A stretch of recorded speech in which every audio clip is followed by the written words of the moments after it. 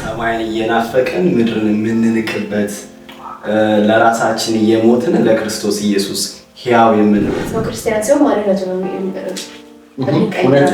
ከዛ ተነስቶ ነው በመንፈሳዊ ነገር ያለው የሌለው የሚመጣው የጻፈበት መንፈስ የጻፈበት ትኩሳት የጻፈበት ግለት ኤቭሪቲንግ አለ እና ቃሉ ሕያው ስለሆነ ማለት ነውና በዛ ውስጥ ሆነን ነው የምናነበው። ልክ እንደ ባዮሎጂ እንደ ፊዚክስ መጽሐፍ ሳይሆን ሀሳብ ያለው እና ደግሞ ትንሿ መጽሐፍ ቅዱስ ትባላለች። በስድስት ምዕራፍ ውስጥ የሚገርም ሀሳብ የተጠቀጠቀበት ሀሳብ። ሰዎች ኤፌሶን ከገባቸው ማረፍ ነው የሚችሉት። ኤፌሶን ሲገባን ሞር ጌታን የምንወድበት፣ ኤፌሶንን እያጠናን ሰማይን እየናፈቅን ምድርን የምንንቅበት ለራሳችን መጽሐፍ ቅዱስ ሲጻፍ በአይገርም በምዕራፍና በቁጥር አልተጻፈም። እሱን ኢማጂን ማድረግ ይከብደኛል። ታውቃለህ እኔ ቁጥር አንድ ምናምን እያልኩ ነው እንግዲህ ከልጅነት እስከ እውቀት ያለ ያለ ምዕራፍ ያለ ቁጥር እንዴት ነበር? ስክሮል ነበር። አሁን ጥቅልሉን ፈታው ነው የሚለው። ጥቅልሉን ፈታው ይላል ጌታ ኢየሱስ ክርስቶስ። የተጠቀለለ ነገር ነበር ለሰው ለኛ ለአማኞች። የኤፌሶን ሀሳብ የሚጀምረው ከምድር ሳይሆን ከሰማይ ነው። እንኳንም ከምድር ያልጀመረ እንኳንም ከሰው ያልጀመረ ከምድር ሳይሆን ከሰማይ ከሰው ሳይሆን ከእግዚአብሔር ከራሱ ነው የሚጀምረውና ሌሊት ላይ ሰላም ሁሉ ሰላም ነው። ሰላም ሳምንቱ አሪፍ ነበረ። ቆንጆ ያ በጣም አሪፍ ነበረ። ጌታ ይባላል። ምዕራፍ 2 እና ምዕራፍ 3 አይ ቲንክ እሱ ሰው እንደሚያየው እንደሚማርበት ደግሞ አሪፍ ሀሳቦችን ማስተን እንደተነጋገርን አስታውሳለሁ። ዛሬ ደግሞ ምዕራፍ 4ን እናያለን።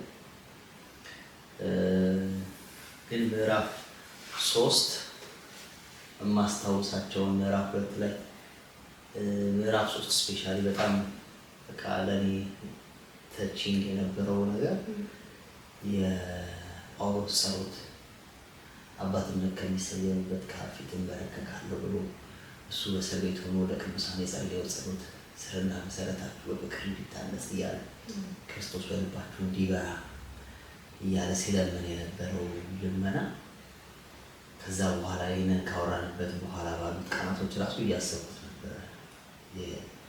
ክርስቶስን የሚያበራው ማን ነው? መንፈስ ቅዱስ አይደለ እያልኩ ወደኋላ ሐዋርያት ሥራ ነው ዮሐንስ ወንጌል ምዕራፍ 14፣ 15፣ 16 ላይ ያለውን ሐዋርያት ሥራ ምዕራፍ 1 ላይ ምዕራፍ 2 ላይ ያለውን ሀሳብ ከእሱ ጋር አያይዤ እያጠናሁት ነበርና የበለጠ እንዳጠና መጽሐፍ ቅዱስ ራሱ አነሳስቶኛል። ልጅ ፈልጌ አንቺ ጋር የተለየ ሀሳብ አለሽ? ባለፉት ኤፒሶዶች 3:2 በጣም እያወራን የነበረው እሱ በስር ላይ ሆኖ ነፃነት እየሰበከ እያስተማረና ብዙ እንደሚጠበቅበት በጣም ነው። በተለይ በጣም ብዙ ገና ምንም ክርስቲያን ላይ ምናምን እናገለግላለን። በእርግጥ ግን ገና ምንም ያልተነካ ስራ አለን። ያንን ነው እንዳስተውል ያደረገኝ። ዛሬም ደግሞ የሚገርሙ ነገሮችን ለመናገር ምዕራፍ 4 ላይ ደግሞ ዛሬ በጣም ለየት ያለ ሀሳብ እናያለንና በጌታ በኢየሱስ ስም ደግሞ ጥናታችንን እንጀምራለን። ላንብበው። ምዕራፍ 4 ቁጥር 1 ጀምሮ እንዲህ ይላል። እንግዲህ በጌታ እስረኛ የሆንኩ እኔ ለተቀበላችሁ ጥሪ የሚገባ ኑሮ ትኖሩ ዘንድ እለምናችኋለሁ። አዲሱ ትርጉም ነው ማለት ነው። ፍጹም ትሑታንና ገሮች ሁኑ፣ እርስ በርሳችሁም በፍቅር እየተቻቻላችሁ ትዕግስተኞች ሁኑ። በሰላም ማሰሪያ የመንፈስን አንድነት ለመጠበቅ ትጉ። በተጠራችሁ ጊዜ ወደ አንድ ተስፋ እንደተጠራችሁ ሁሉ አንድ አካልና አንድ መንፈስ አለ። አንድ ጌታ፣ አንድ እምነትና አንድ ጥምቀት አለ። ከሁሉም በላይ የሆነ በሁሉም የሚሰራ በሁሉም የሚኖር አባት የሆነ አንድ አምላክ አለ ይላል። ከቁጥር 1 እስከ 6 ያለው ነውና ይሄን ያለበት ምክንያት ሲጨርስ ምዕራፍ 3 ቁጥር 20 ሲጨርስ ወደ ስለ በቤተክርስቲያን ውስጥ ስላለው ህብረት ስለ አንድነትም አውርቶ ነበር። እንደው ቁጥር 20 ብናየው 3 ላይ እንግዲህ በእኛ እንደሚሰራው እንደ ኃይሉ መጠን ከምንለምነው ወይም ከምናስበው ሁሉ በላይ እጅግ አብልጦ ማድረግ ለሚቻለው ይልና በቤተክርስቲያን እንዲሁም በክርስቶስ ኢየሱስ በዘመናት ሁሉ ከዘላለም እስከ ዘላለም ክብር ይሁን ብሎ የቤተ ክርስቲያንን ሐሳብ አንስቶ ነው ምዕራፍ 3 የሚያውቀው። ስለዚህ ምዕራፍ 4 ሲጀምር የሚያወራው ስለ መንፈስ አንድነት፣ ስለ ህብረት እያወራቸው ነው የሚጀምረውና ምዕራፍ 4 ከዚህ በኋላ በምናየው ሐሳብ ላይ ስለ አካል፣ ስለ ክርስቶስ፣ ስለ ብልቶች እያነሳ ነው የሚሄደውና የሚገርመው ምዕራፍ 1 በክርስቶስ ኢየሱስ በሰማያዊ ስፍራ መንፈሳዊ በረከት ተባረካችኋል ብሎ በረከታችንን ከቁጥር 1 እስከ 14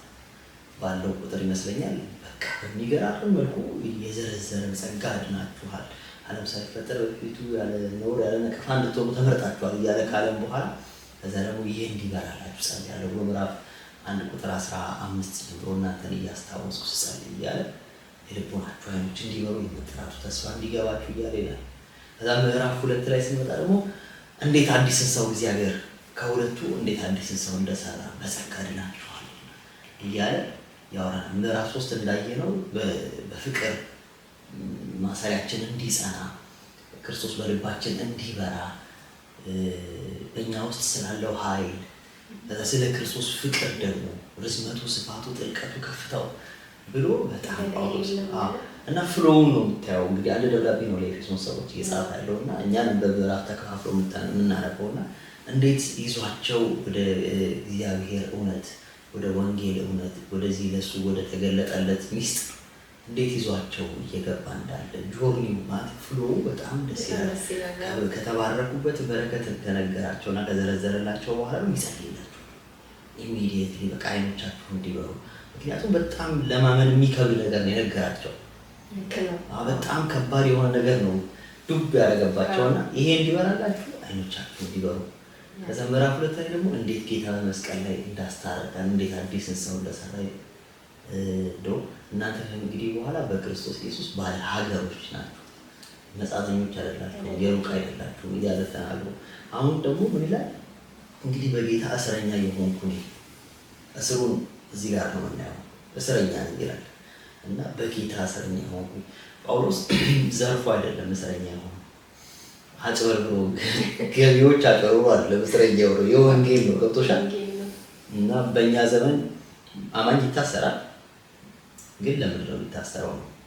ጴጥሮስ ይመስለኛል የጴጥሮስ መልእክት ላይ ወንጌልን ለወንጌል ስደትን ተሰዳችሁ በወንጌል መጣ ነገር ብትታሰሩ ያ መልካም ነው፣ ነገር ግን እንደ ዓለማዊ ፍሬ ቢስ ስለሆነ ነገር ግን አትታሰሩ ይላልና ስለዚህ መታሰር ሳይሆን ቁልፉ ጳውሎስም ታስሯል፣ ግን የታሰረው ለወንጌል ነው እሱ እና እዚህ ጋር ይነግራቸዋል። በጌታ እስረኛ የሆንኩ ነኝ እና ለተቀበላችሁ ጥሪ የሚገባ ኑሮ ትኖሩ ዘንድ እለምናችኋለሁ። አይ ቲንክ ይሄ በጣም ሰፊ ሀሳብ የታጨቀበት አንድ ቦታ ነው። እኔ አንዳንዴ በቃ ጸሎት ምናምን ቦታ ላይ ሆኜ አስታውሰዋለሁ። ስለዚህ ለኛ በቃ ምጸልየው አንዳንድ ጊዜ ወደ ልቤ ሲመጣ ምጸልየው ጸሎት ነው ማለት ጳውሎስ ለተቀበላችሁ ጥሪ የሚገባ ኑሮ ትኖሩ ዘንድ እለምናችኋለሁ። አይ ቲንክ አማኝ መጸለይ ያለበት ጌታ ወይ ለጠራኸኝ ጥሪ የሚገባ ነው እኖር ዘንድ አይደለ? አሁን እኮ ፕራይም ሚኒስተር ወይም ፕሬዚዳንት ይመርጣል ካቢኔውን ወይም የሚሾማቸውን ሰዎች ይመርጥና አንተን የዲፌንስ ሚኒስቴር ያደርጋል፣ አንተን የኢኮኖሚ፣ አንተን የምናምን ካለ በኋላ እንደዛ የተሾመው ሰው ለተጠራለት ጥሪ የሚገባ ኑሮ ካልተመላለሰ በጣም አሳፋሪ፣ ከዛ ወዲያው ይውረድ፣ ወዲያው ያሱ ቢፋየር የሚባልበት ነገር ነው። ምክንያቱም ሚኒስቴር ከተባለ ያ ሰው ምን ጠብቀው ኳሊቲ አለ፣ በዛ ጉዳይ ላይ እውቀት ኖሮ ይገባል፣ የሚሰጠው ኃላፊነት ሊወጣ ይገባል ማለት ጌታም የጠራን ጥሪ አለ፣ የሰጠን ኃላፊነት አለ። ጳውሎስ ከዚህ በፊት እኮ ጥሪያቸውን ነገራቸው አይደለ? ከምዕራፍ 1 እስከ ምዕራፍ 3 ኤቭሪ በክርስቶስ ኢየሱስ የተደረገልንን ከነገረን በኋላ ለዚህ ለተደረገላችሁ ለተጠራችሁ ለጥሪ ደግሞ የሚገባ ኑሮ ትኖሩ ዘንድ ዶክትሪናል እና አፕሊኬሽን የሆነውን ነገር ነገራቸው። እዛ ጋር ዶክትሪናል ያገኘነውን እውነት ስፒሪቹዋል ትሩዝ የሚባለው መንፈሳዊ እውነት የተደረገልንን በመንፈሳዊ ስራ የተሰራልን ነገር ካወራ በኋላ ቁጥር 4 ላይ ሲገባ ጳውሎስ አውርዱት ይላል። መሬት ላይ የሚራመድ ክርስትና ይኖራችሁ ባጭሩ ወጥቶሻል። በቃ ይሄ በነፋስ የተሞላ እንዳንሆን ማለት ነው።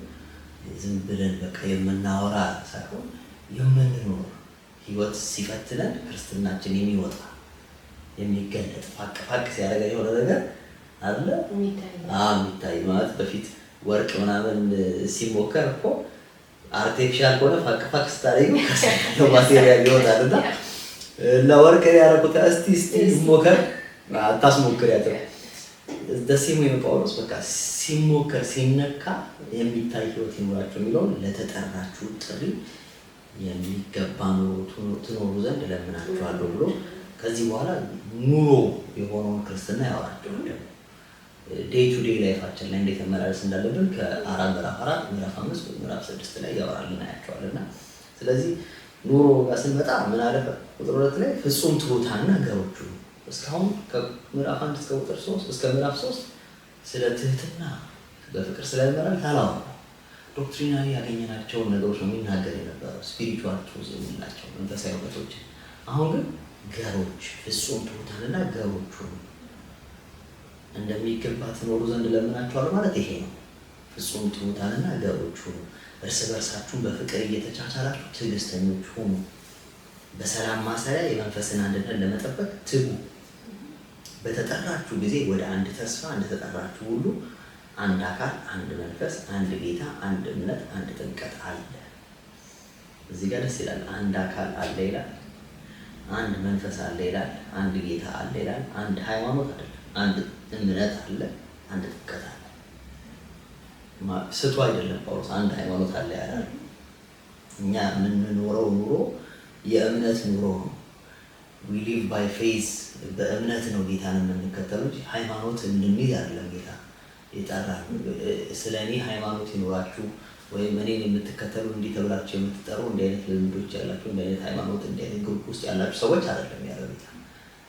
እምነት አንድ እምነት አለ፣ አንድ ላይፍ ስታይል፣ አንድ ፌዝ አለ፣ አንድ የምንታመንበት አንድ ህይወታችንን የምንመራበት መንገድ አለ ማለት ነውና አንድ እምነት አንድ ጥምቀት አለ። ከሁሉ በላይ የሆነ በሁሉም የሚሰራ በሁሉም የሚኖር የሁሉም አባት የሆነ አንድ አምላክ አለ።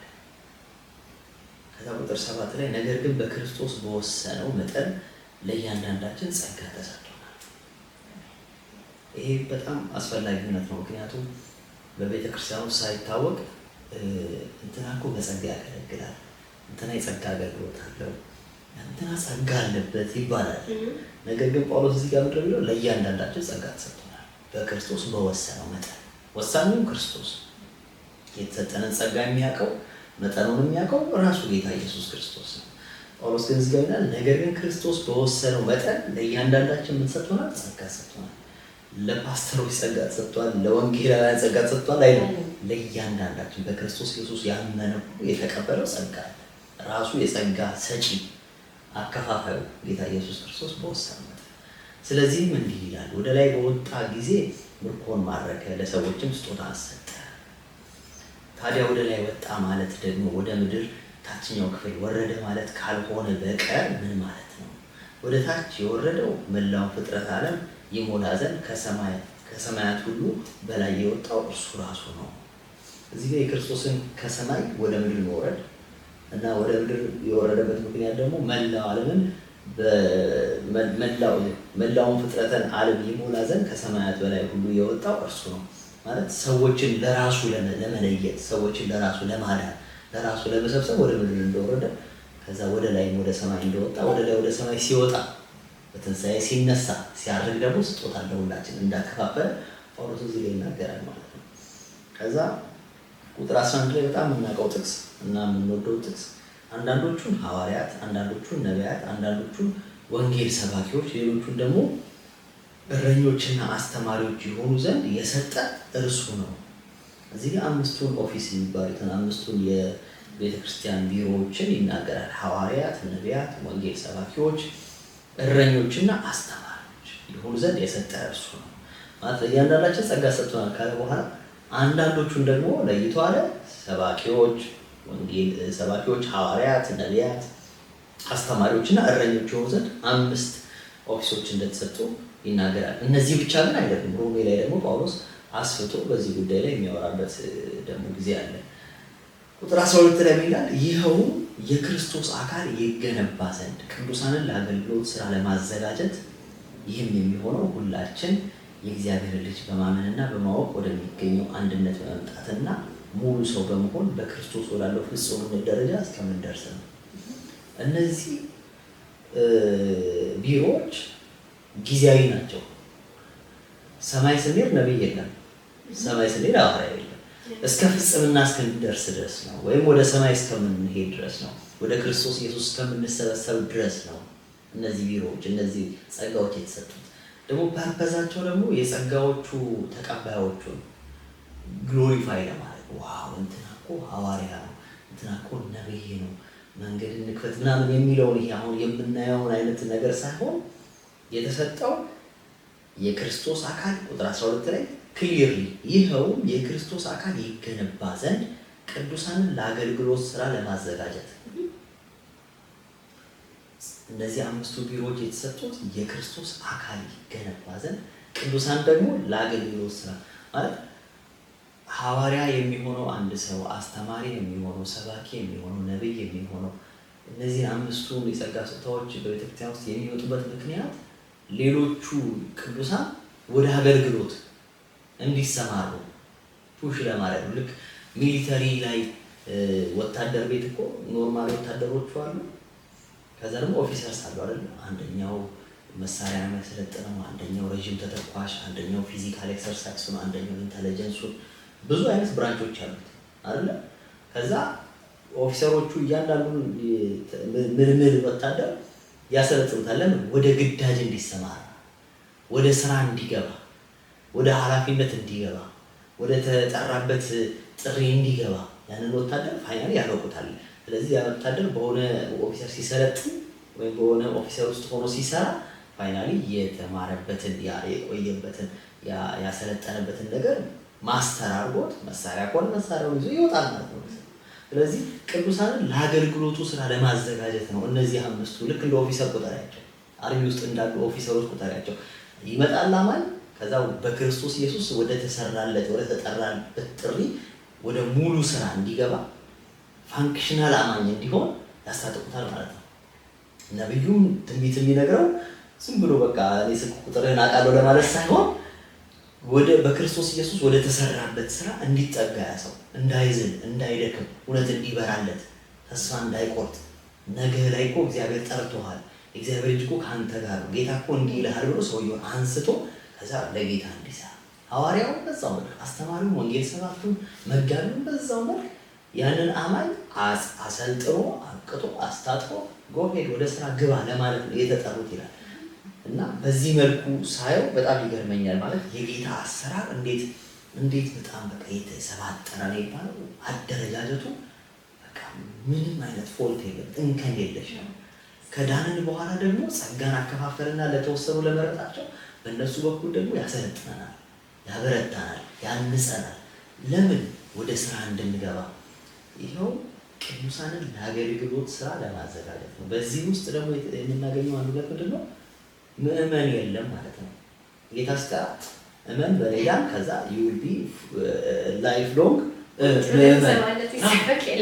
ላይፍ ሎንግ ምእመን። አሁን እዚህ አሉ አይደል ላይፍ ሎንግ ሜምበርሺፕ ምናምን ተብሎ የሚጻፍባቸው አንዳንድ ማስታወቂያዎች፣ እዚህ ጂም ላይፍ ሎንግ ሜምበርሺፕ ይሄን ያህል ኮስት ያደርጋል ምናምን፣ እዚህ እግር ኳስ ፋን ለመሆን እዚህ ስቴዲየም ላይፍ ሎንግ ሜምበርሺፕ እንደዚህ አይነት።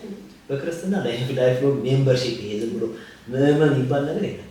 ቅዱሳንን ለአገልግሎት ስራ we are all called to be a minister በተሰጠን በቢሮአችን ከልጆቻችን በማሳደግ በተለያየ ባለንበት በላይፍ መስክ በጉዟችን ለአገልግሎት ስራ ለመዘጋጀት ነው የተጠራነው፣ ልናገለግል ነው የተጠራነው። ለዛ ለመዘጋጀት ደግሞ እነዚህ 5ቱ ኦፊሶች ያስፈልጉናል ማለት ነው። ከዛ ደግሞ ይኸውም ሁላችን የእግዚአብሔር ልጅ በማመንና በማወቅ ወደሚገኝ አንድነት በመምጣትና ሙሉ ሰው በመሆን በክርስቶስ ወዳለው ፍጹምነት ደረጃ እስከምንደርስ ድረስ ነው። ቤተክርስቲያን አካል ነች። ቤተክርስቲያን የክርስቶስ ኢየሱስ አካል ነች። እርሱ ራሷ ነው። እርሷ ደግሞ ሁሉም በሁሉ የሚሞላ የእርሱ አካል ነች። ምዕራፍ 1 ላይ ሲዘጋ እንደው እዚህ ጋር እሱ እያብራራልን ይመጣል።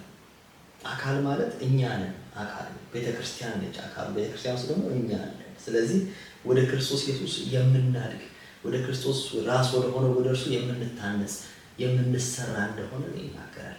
እርሱም በደንብ የሚያብራራው እዚህ ጋር ከቁጥር 14 ጀምሮ ነውና ቁጥር 14 ላይ እንደዚህ ይላል፣ ከእንግዲህ በማዕበል ወደፊትና ወደ ኋላ እየተነዳ በልዩ ልዩ አይነት የትምህርት ነፋስ በሰዎች ረቂቅ ተንኮልና ማታለል ወዲያና ወዲህ እየተንገዋለልን ሕፃናት አንሆን።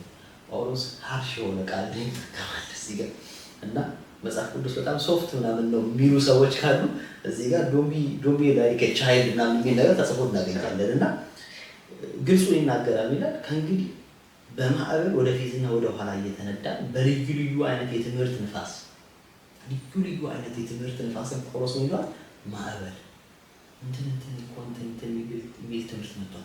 በቃ አያም እንደዚህ ነኝ የዚህ ትምህርት ነኝ ምናምን ብሎ ሰው በዛ ውስጥ ጭልጥ ብሎ ይመጣል። ከዛ ከሆነ ጊዜ በኋላ ሲያየው ሳይሆንለት ሲቀር ደግሞ በዚህኛው ንፋስ ጳውሎስ ይላል ከእንግዲህ ወዲህ እንደዛ ምን ሆን አይደለም። እንደዛ የሚሆኑት ምንድን ናቸው አለ? ሕፃናት ናቸው፣ አልበሰሉም ይላል። ልጆቻችን ባህሪያቸው እንደዛ ነው አይደል? ዛሬ የሆነ አይነት ካራክተር ካዩ እኔ ወታደር ነኝ የሚገዛለት መጫወቻ ወታደር ነው ምናምን። ከዛ ነገ ደግሞ የሆነ ሱፐር ሙቪ ምናምን የሆነ ካራክተር ካየ ደግሞ እኔ ደግሞ ያኛውን የዚህ የተገዛውን መጫወቻ ሁላ ጥሎ ሌላ አዲስ ግዢ ሌላ አዲስ ካራክተር ነው ውስጥ ይገባል። ያ የህፃን ማንነት ነው ይላል።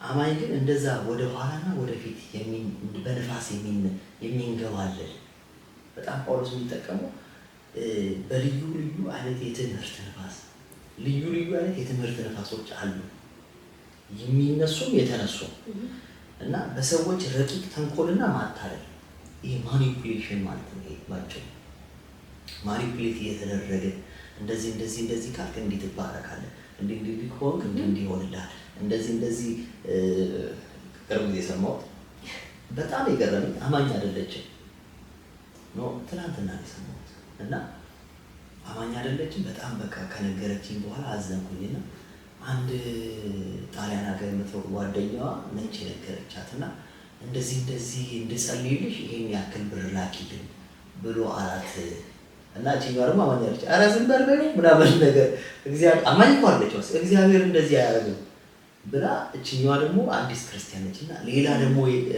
አገልጋይ የሚል ሰው ማኒፑሌት እያደረጋት ማለት ነው እና ስትነግረኝ የወር ደመወዟን ያክል አላኪልኝ የሚላት ሳንቲም አለችና ልቤ አዘነ። ማለት እሷ አማኝ አይደለችም፣ እኔ አማኝ ስለሆንኩ ስለምታውቀኝ ነው የምትነግረኝና ይሄ ማለት ምንድነው? በሰዎች ረቂቅ ተንኮልና ማታለል ማኒፑሌሽን።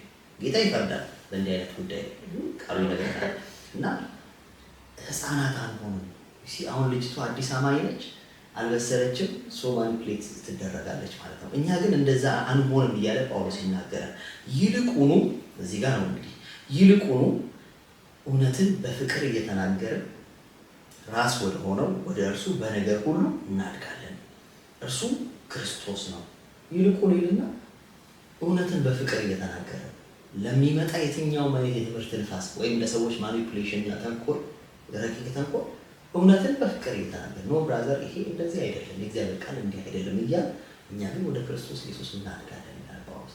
የትምህርት ንፋሶች ሲነሱ መጽሐፍ ቅዱስን የያዘ ሰው አለቱ ላይ የተተከለ ሰው የመጽሐፍ ቅዱስ እውነት የገባው ሰው ልክ ያ ሀሳብ ያ የትምህርት ንፋስ ወይም ያ ረቂቅ ተንኮልና ማታለል ሲመጣ የእግዚአብሔርን ቃል እውነትን እውነት የእግዚአብሔር ቃል በፍቅር እየተናገረ እርሱ ግን ራሱን ያስመልጣል ማለት ነው። ቁጥር 16 ከእርሱም የተነሳ አካል ሁሉ በሚያገናኘው ጅማት እየተያዘ እየተጋጠመ እያንዳንዱ ክፍል የራሱን ስራ እያከናወነ በፍቅር ያድጋል፣ ራሱን ያንጻል። ከእርሱ የተነሳ ማለት ነው ክርስቶስ ነው። ከክርስቶስ የተነሳ አካል ሁሉ በሚያገናኘው ጅማት እየተያዘ እየተጋጠመ እያንዳንዱ ክፍል የራሱን ስራ እያከናወነ በፍቅር ያድጋል። አካል ነን። ቤተክርስቲያን ውስጥ አንዱ ኪቦርድ ሲጫወት፣ አንደኛው ሲዘምር፣ አንደኛው ደግሞ እዛ ቁጭ ብሎ በሚዘምረው መዝሙር ጉባኤው ሲባረክ፣ ሲጽናና፣ ሲያድግ እነዚህ ሁሉ የተያያዙ ናቸው። እኛ ስንበላ እኮ አፋችን አኝኮ ጨጓራችን ፈሽቶ ወደ ኢነርጂ ቀይሮ እጅና እግራችን እንዲራመድ ያደርጋል። አካል የሚሰራው በቃ ሳይመንተኒየስሊ የተያያዘ አንዱ በሚያደርገው ነገር አንዱ ወዲያው የሚጠቀም፣ አንዱ በሚያደርገው ነገር ደግሞ አንዱ ወዲያው የሚጎዳ እንደዛ ነው ይላል። በቤተ ክርስቲያን ውስጥ አፍንጫን ሲመጡት አይን ያለቅሳል ይባላል። ይገርማል። ምን አገባው አይ ግን አፍንጫን ሲመጡት አይን ያለቅሳል። ለምን? የተያያዘ ነው። ደሴም ወይ አማኝም እንደዛ የተያያዘ ነው። ከዛ ግን ምንድነው መጨረሻ ላይ በፍቅር ያዳል። እያንዳንዱ የራሱን ስራ እያከናወነ በምን ያድጋል? በፍቅር የምናድገው በፍቅር ከፍታ ያለው በፍቅር ነው። የትኛውም አይነት መከናወን ያለው በቤተክርስቲያን ውስጥ በፍቅር ነው፣ በኮምፒቲሽን አይደለም። እርስ በርስ ኮምፒታ አሁን እግር ከእጅ ጋር ኮምፒት ያደርጋል አያደርግም። ለዛ ነው አንዱ መጋቢ ከአንዱ መጋቢ ጋር፣ አንዱ ምዕመን ከአንዱ ምዕመን ጋር ኮምፒት የምናደርግበት ሪዝን የለም። አካል ሆንሽ በቃ ያከገባሽ እንዴት ኮምፒት ታደርጊያለሽ? ብራዘር እሱ የመስበክ እድል አግኝቶ ከሰበከና ብዙ ሰዎች ከተጽናኑና ከተባረኩ ጌታ ኢየሱስ ይባረክ። አዎ አካል ነን እንዴ። በዛ በኩል ደግሞ እያገኘው ነው እኔ እንዴ እጄ እኮ እጅ ብቻ ነው እንደሚያጎርሰው እኔ ለምን አላጎርስም ይላል። ያ ፈኒ ነው አይደል?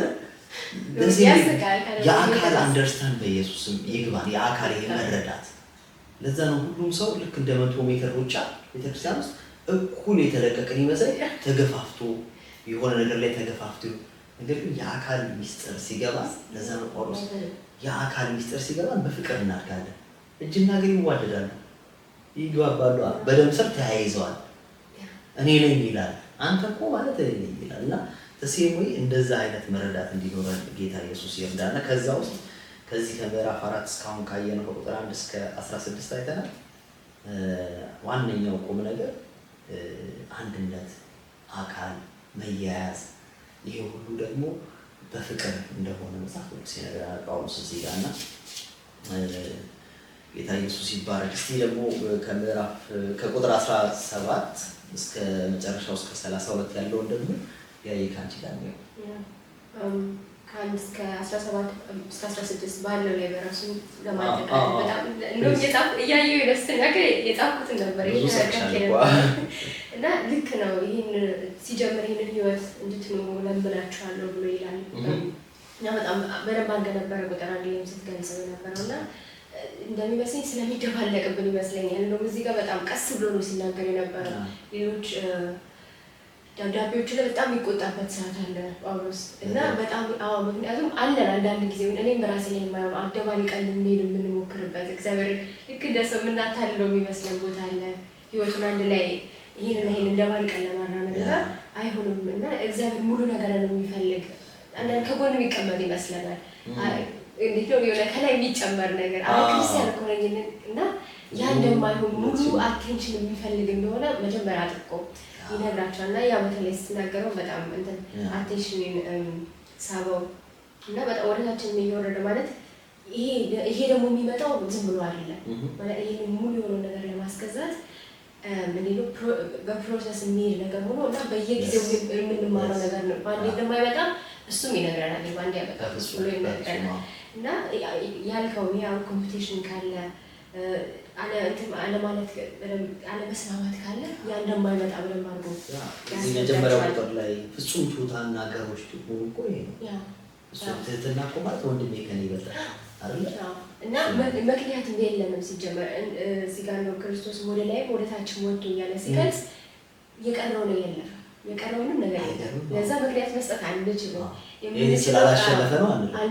የምንችለው ግን ያንን ፕሮሰስ ጠብቀን አንዳንድ ደረጃ ምክንያቱም ትዕግስተኛ ነው አምላካችን። ትዕግስተኛ ባይሆን እሺ እዚህ ጋር ጣለኝ እንላለን፣ ግን እንደዛ የምንለው አምላክ አይደለም። ስቴፕ ባይ ስቴፕ እንደውም ስንወድቅ ብሎ እየደገፈ የሚያነሳ አምላክ ነው። ስለዚህ ምክንያት የለንም እና እንደዚህ ነው የሚታደጉት ብሎ ይለናል እና ከ17 ጀምሮ ደግሞ አሜን ይላል። እንግዲህ አሕዛብ ደግሞ በአእምሯቸው ከንቱነት እንደሚመላለሱ ከእንግዲህ ወዲህ እንዳትመላለሱ እላለሁ፣ በጌታ ሆኜ እመሰክራለሁ። እነርሱ ባለማወቃቸው ጠንቅ በልባቸውም ደንዳናነት ጠንቅ ልቦናቸው ጨለመ፣ እግዚአብሔር ሕይወት ራቁ። ደንዝዘውም በመመኘት እርኩሰት ሁሉ ለማድረግ ራሳቸውን ወደ ሴሰኝነት አሳልፈው ሰጡ እና እነዚህ 3 ቁጥሮች ላይ በጣም ጳውሎስ ደስ የሚለኝ ነገር የሚያስቀርብ ነገር የለም። መጀመሪያ እንዴት እንደሚኖር ነገራል። ከዛ ደግሞ ምን እንደማይደረግ ይናገራል። ሁሉም ደብዳቤው ላይ በጣም ደስ የሚለው ከትምህርቱ ይህ ነው። ጥሩ ተናግሮ ብቻ የሚተው አይደለም፣ መጥፎውን የሚያሳያል እና በአእምሯቸው በመደንዘዛቸው ድንዛዜ እንደሚመጣ መሆንን አሳየን። አለመሆኑን ይህንን ማትሆኑት ደግሞ ይህንን ነው። ምክንያቱም አንዳንዴ የሚሆነው ብቻ ቀስቴ አለመሆንን ካላወቅ ለሚሆነው እየተራመድክ አለመሆን ጋር ራስን ታገኛለህ እና ብላክ ኤንድ ዋይት ሁለቱንም ይናገራል።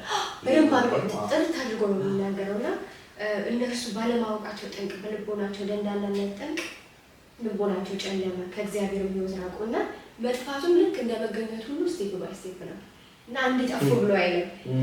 መጀመሪያ ይርቃሉ፣ ከዛ ልቦናቸው ይጨልማል፣ ከዛ በኋላ ከጨለመ በኋላ ጭራሽ ጨለማ ውስጥ ሙሉ ራሱ አይታወቅም፣ እዛ ውስጥ ይቀመጣሉ እና እንደ መገኘት ወደ እግዚአብሔር እንደመምጣቱ መራቁ በጣም እንትን የሚያደርገው ነገር ዴንጀረስ የሚያደርገው ነገር ስቴፕ ባይ ስቴፕ ነው።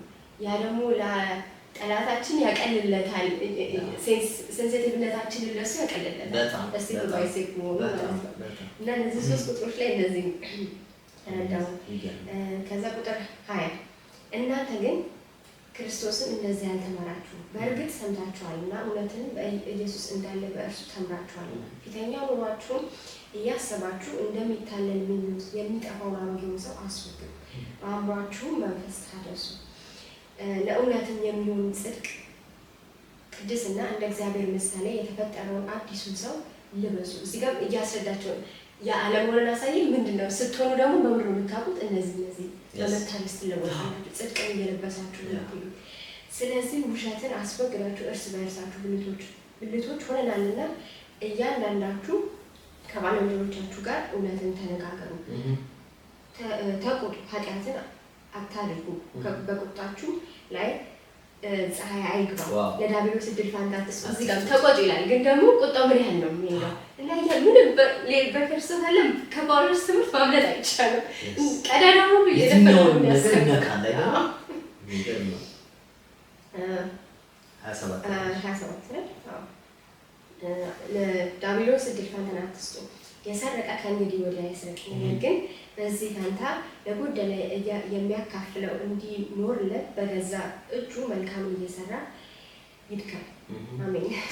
በጣም ያስፈልጋል። ይመስለናል አንዳንድ ጊዜ የማይደከም ይመስለናል፣ ግን የሚደከምበት ስራ ነው ክርስትና። እግዚአብሔር የሚሰጥ አምላክም ሆኖ ሳለ የሚደከምበት ስራ ነው። ምክንያቱም ስሩ ተብለናል። ሌላው ብቻ ሳይሆን ደግሞ እግዚአብሔርም ሰራተኛ አምላክ ነው። እንደ ሰራተኛ ልጅ ሰራተኛ ነው መሆን ያለበት እና እንዴት ነው ሁሉን ቻይነቱ የስንፍናችን አጋዥ አይደለም። እና እንድን የሰረቀ እና አለመስረቅ ብቻ አይበቃም። ከዚህ በፊት የሰረቀ አይስረቅ ብቻ አይደለም፣ ጭራሽ እየሰጠ ይስራል። በጣም የጳውሎስ እንትኖች በጣም በቃ እና ምንም ቀዳዳ እንዳይሆን አድርጎ ነው የሚያስበው እና በጣም አንድ እርምጃ ነው የምንሄደው። መጥፎውን ስንተው በጥሩ ውስጥ አንድ እርምጃ ሌላ እያለፍ ነው የምንሄደው እና ቁጥር 27 እየሰረቅ መልካም ስራ ይድከም። 29 ለሚሰሙት ጸጋ ይሰጥ ዘንድ እንደሚያስፈልግ ለማነጽ የሚጠቅም ማናቸውንም በጎ ቃል እንጂ ክፉ ከአፋችሁ ከቶ አያውጣ። ለቤዛም ቀን የታተማችሁበትን ቅዱስን እግዚአብሔር መንፈስ አታሳዝኑ። ደስ የእግዚአብሔርን ሰውነት ደግሞ ያመጣዋል ማለት አንዳንዴ ስሜት የሌለው ብቻ የሚመስለኝ ጊዜ አለ። ለምን እንደሆነ አላውቅም። ተመረናል እግዚአብሔር ስሜት አለው። ግን አንዳንዴ ጥፋትና ጥፋት የሌለው ይመስላል ወይም እንደ ሰው ካጠገባችን አለ እና እኔ ግን በማዘኑ ደስተኛ ነኝ። የማያዘንስ ቢሆን ነው አጠፋች ከሷ ምን ይጠበቃል የሚል አይነት ምን እና የመውደዱ ልክ ነው የሚያሳየው። ስለሚወደን ነው የሚያዝነው እና የሚያዝና በጣም በእውነት በጣም እናመሰግናለን። እውነት ነው። 31 መንፈስን አታሳዝኑ። 31 መራርነትን፣ ንዴትን፣ ቁጣንን፣ ጩኸትን፣ መሳደብን ሁሉ ከክፋት ሁሉ ጋር ከእናንተ ዘንድ አስወግዱ። እርስ በእርሳችሁም ቸሮችና ሩህሩህ ሁኑ፣ እግዚአብሔርም ደግሞ በክርስቶስ ይቅር እንዳላችሁ ይቅር ተባባሉ እና ልክ ይህንን ስቴፑን እያሳያቸው ምንድን ነው የምትሆኑት? ያንን ከሆነ ማትሆኑት የምትሆኑት ደግሞ ይህንን ነው። እንደ አምላካችሁ ማህሪ መሆን አለባችሁ። እንደ አምላካችሁ ሰጪ መሆን አለባችሁ። ቁጣችሁ ላይ ፀሐይ አይጥለቅ።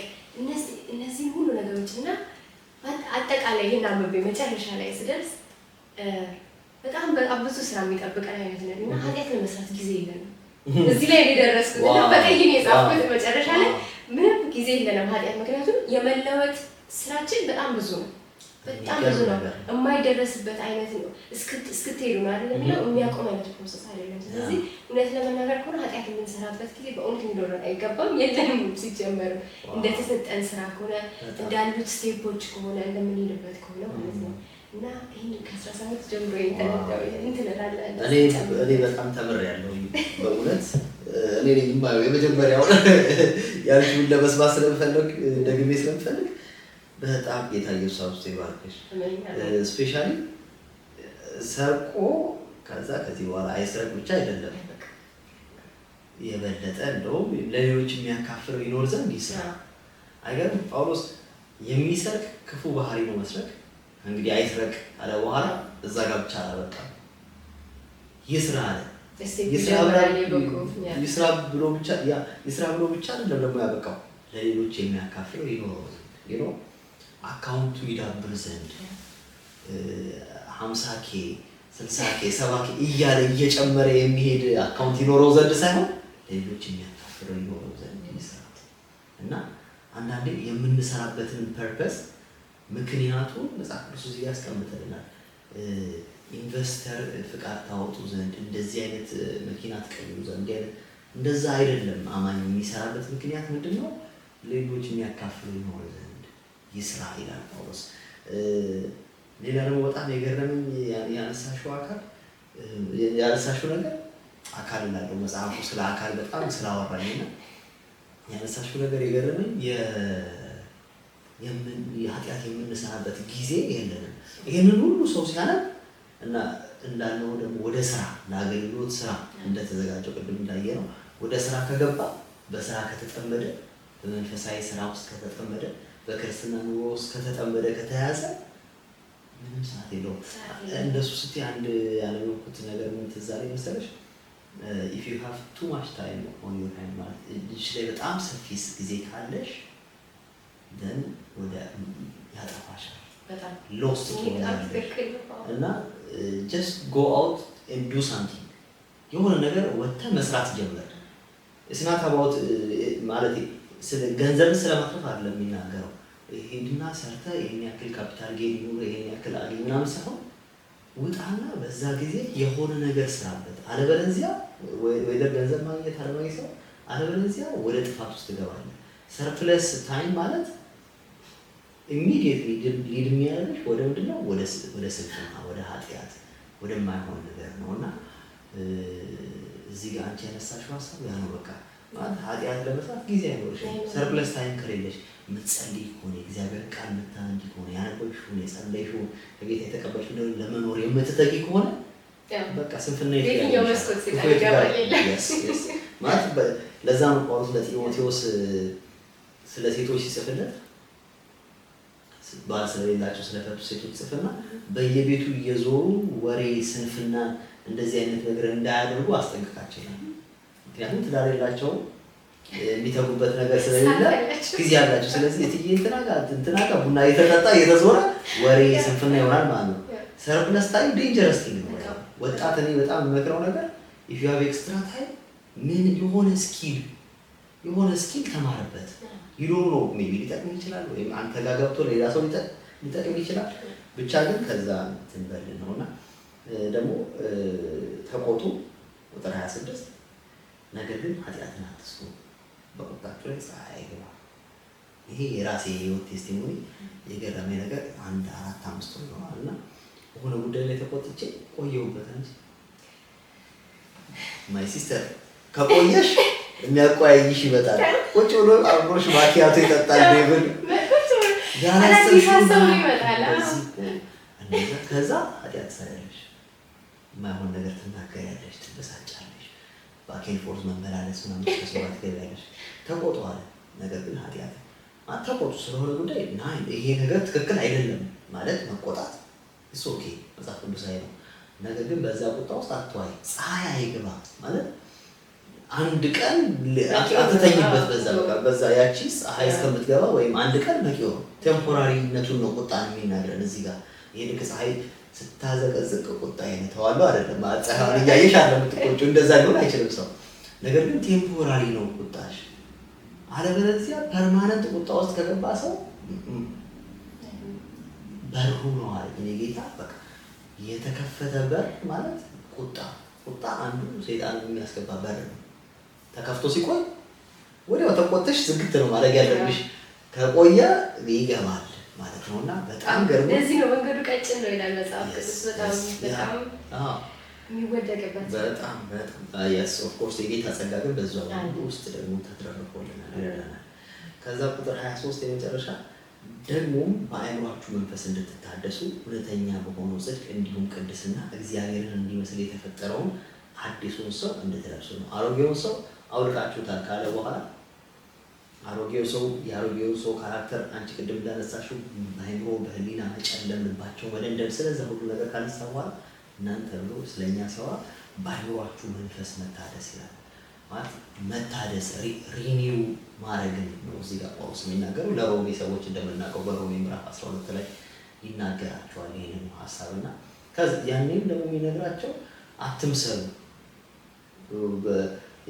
በአእምሯችሁ መንፈስ ታደሱ እንጂ ያኛውን ዓለም አትምሰሉ።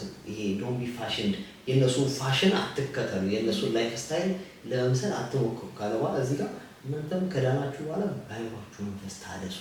ከዛ ምንድነው በክርስቶስ ኢየሱስ የተፈጠረውን አዲሱን ሰው በእግዚአብሔር ቅድስናና የጽድቅ ሕይወት እንዲመላለስ የተፈጠረውን አዲሱን ሰው እርሱን ልበሱት። በአእምሮ መንፈስ መታደስ ማለት ያንን አዲስ ሰው መልበስ፣ ያንን አዲስ ካራክተር ሙሉ ለሙሉ ራሳችን ላይ ቢውልድ እንዲያደርግ መፍቀድ፣ ትራንስፎርም እንድንደረግ መፍቀድ ማለት ነው። አእምሮአችን የምንታደሰው ነው በእግዚአብሔር ቃል ነው። አሁን እኛ በአእምሮአችን እየታደስን ነው። ስለ ቁጣ ተማርን እዚህ ጋር፣ ስለ መስራት፣ ስለ አለመስረቅ ብዙ ነገር አሁን ዲስከስ አደረግን። ያ ማለት እያደሰን ነው፣ ሪኖቬት እያደረገ ነው፣ ሪኒው እየተደረገ ነው፣ የማይሆን ነገራችን እየወደቀ ነው። እና ይሁን ይህንንም ኤፒሶድ አብረውን የሚያዩ ምዕራፍ 4ን ከኛ ጋር አብረው የሚያጠሩ ሰዎች አሁን በሚያጠሩበት ጊዜ በአእምሯቸው መንፈስ እየታደሱ እንደሆነ እንዲያውቁ ፈልጋለሁ። በቃ መታደስ ውስጥ ነው ያለን። የእግዚአብሔርን ቃል ስናረግ እየታደስን ነው፣ ሪኒው እያደረግን ነው። የማይሆን የሆነውን ነገር እያወለቅን የሚሆነውን ደግሞ በአእምሯችሁ መንፈስ እንድትታደሱ እውነተኛ በሆነው ጽድቅ እንዲሁም ቅድስና እግዚአብሔርን እንዲመስል የተፈጠረው አዲሱ ሰው እንድትለብሱ ነው። አዲሱ ሰው የተፈጠረው ፈጣሪውን እንዲመስል ነው። እግዚአብሔርን እንሆናለን ማለት አይደለም አለ ኤክስትሪም የሄደው ነገር ግን እግዚአብሔርን እንዲመስል የእግዚአብሔር አይነት ፍቅር፣ የእግዚአብሔር አይነት ርህራሄ፣ የእግዚአብሔር አይነት ይቅር ባይነት፣ የእግዚአብሔር አይነት ትህትና እንዲኖራለው ጻፍስ የሚናገረው። ስለዚህ እግዚአብሔርን እንዲመስል እውነተኛ በሆነው ጽድቅ እንዲሁም ቅድስና እግዚአብሔርን እንዲመስል የተፈጠረውን አዲሱን ሰው እንድትለብሱ ነው። በአእምሯችሁ መንፈስ ታደሱ ይላል። በአእምሯችሁ መንፈስ መታደስ በጣም አስፈላጊ ነገር በጣም we cannot be like በነበርንበት የተመላለስን ከዛ ጌታ እንድንመስለው አንችልም። እግዚአብሔር እንድንመስል አንችልም። መታደስን መፍቀድ አለብን ማለት ነው። ጌታ ኢየሱስ ይባረክ። ምዕራፍ 4 በጣም ባርኮኛል፣ በጣም አስተምሮኛልና አም ኤክሳይትድ ምዕራፍ 5ን ደግሞ አብረን እስከምናጠናውና በመጨረሻ ማለት የምንፈልገው ጌታ ኢየሱስ ክርስቶስ ይወዳችኋል። ይሄ የመጽሐፍ ቅዱስ እውነት ደግሞ ለእናንተም እንዲበራላችሁ ለእናንተም ደግሞ እንዲያድሳችሁ ህይወታችሁን እንዲለውጥ እኛ ደግሞ ዲስከስ እንዳደረግነው እናንተም ከጓደኞቻችሁ ጋር ደግሞ መጽሐፍ ቅዱስን ከፍታችሁ ዲስከስ እንድታረጉ እንድታወሩ አይደለ እንደዛ አይነት ባህል እንዲኖራችሁ በጣም መሻታችን ነው።